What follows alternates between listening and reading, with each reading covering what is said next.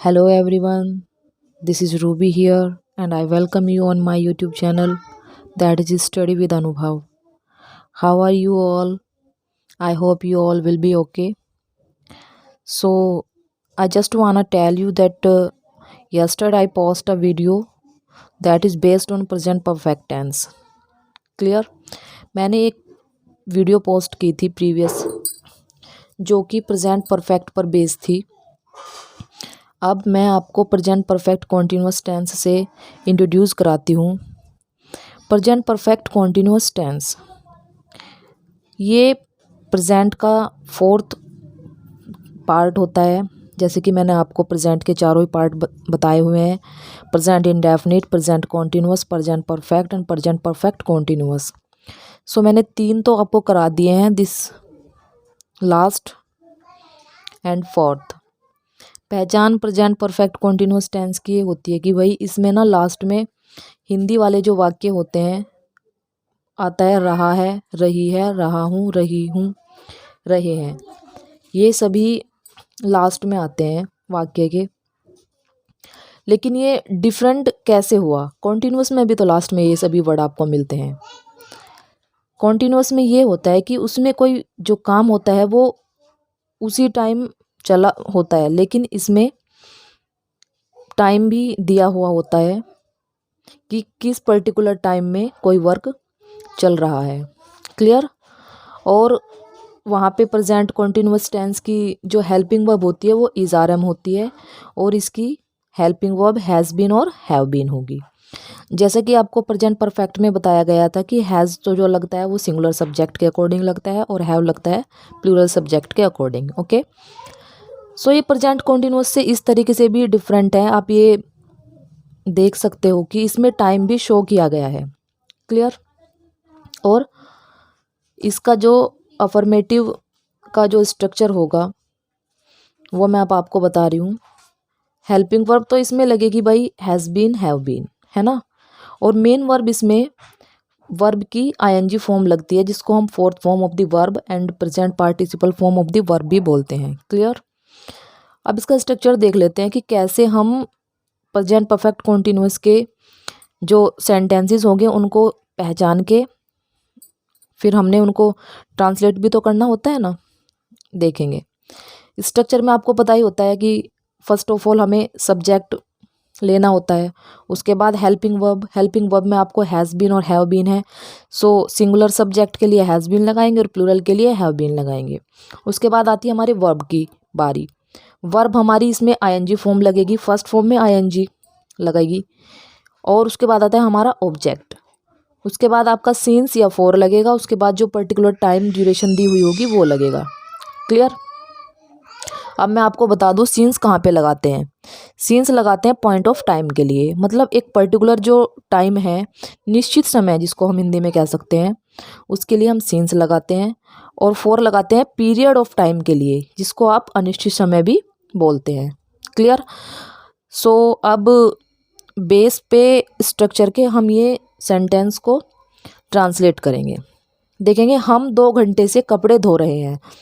अगर ये होता हम कपड़े धो रहे हैं तो जाहिर सी बात है ये प्रेजेंट कॉन्टिन्यूअस होता, लेकिन इसमें टाइम भी बता दिया गया आपको कब से धो रहे हैं भाई, 2 घंटे से। ठीक है? सो पहले हमने देखना है सब्जेक्ट है वी यानी कि हम, और वी एक प्लूरल सब्जेक्ट है। So according to the structure इसमें लगा देंगे हम हैव। उसके बाद आपको लगाना है बीन क्योंकि इसकी ये हेल्पिंग वर्ब है, वी हैव बीन। और उसके बाद आपको वर्ब देखनी है, वर्ब है धोना। धोने का क्या होता है? वॉश। सो आईएनजी बताया मैंने, वॉशिंग हो जाएगा। Have been washing, what have been washing, क्या धो रहे हैं? क्लॉथ्स, कपड़े। वॉशिंग क्लॉथ्स, कब से धो रहे हैं भाई? 2 घंटे से। सो 2 घंटे कैसी ड्यूरेशन है? ये पीरियड ऑफ टाइम है। सो आएगा फॉर 2 आवर्स। क्लियर? अगर ये 2 बजे से होता तो तब ये पॉइंट ऑफ टाइम हो जाता, तब हम क्या लगाते? Since 2 hours. Clear?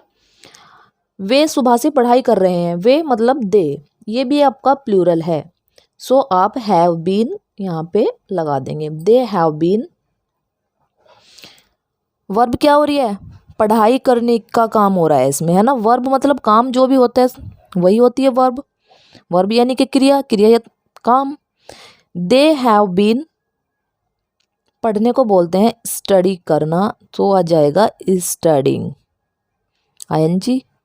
They have been studying, और कब से भाई, सुबह से। सो सुबह से, शाम से, दोपहर से, this is point of time.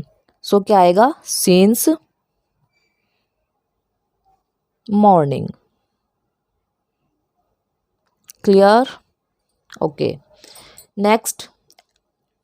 Next में आप देखेंगे, नेक्स्ट में भाई वह 2 बजे से क्रिकेट खेल रहा है, सॉरी 4 बजे से क्रिकेट खेल रहा है। सो वह यानी कि he is singular subject, singular subject के साथ हमने लगाना है has been. He has been, verb क्या है, खेलना, खेलना यानी कि प्ले, और मैंने बताया है कि प्लेइंग ING फॉर्म लगानी होती है। Playing, what is playing, playing the cricket. 4 बजे से, और 4 बजे मैंने अभी बता दिया था आपको ऊपर कि ये एक पॉइंट ऑफ टाइम है। पॉइंट ऑफ टाइम के लिए लगाते हैं हम सीन्स, सीन्स 4 o'clock। क्लियर, अब चलते हैं हम नेगेटिव, सीन्स 4, सॉरी ये स्पेलिंग 4। नेगेटिव देखेंगे, नेगेटिव का स्ट्रक्चर आपको पता ही है। सब्जेक्ट हमने सबसे पहले लेना ही होता है सब्जेक्ट, सब्जेक्ट उसके बाद हैज़ बीन नहीं आएगा, इस बार हैज़ और हैव में से एक आएगा, क्योंकि ये नेगेटिव है, इसमें नोट भी ऐड करना होता है, तो प्लस हम नोट ऐड कर देंगे। उसके बाद बीन आएगा इसमें। उसके बाद वर्ब, वर्ब की कौन सी फॉर्म आपको बताई है मैंने, ING फॉर्म, सेम वही है, प्लस ऑब्जेक्ट, और उसके बाद सीन्स या 4 और टाइम। रविता 2 घंटे से मंदिर नहीं जा रही है। अब देखो नहीं आ गया है इसमें, है ना। सब्जेक्ट हमारा रविता, रविता, हैज़ लगेगा, नॉट आ जाएगा। According to the structure Ravita has not been, verb क्या है, जाना, जाना मतलब गो, और यानी कि ING going. Ravita has not been going where, to temple.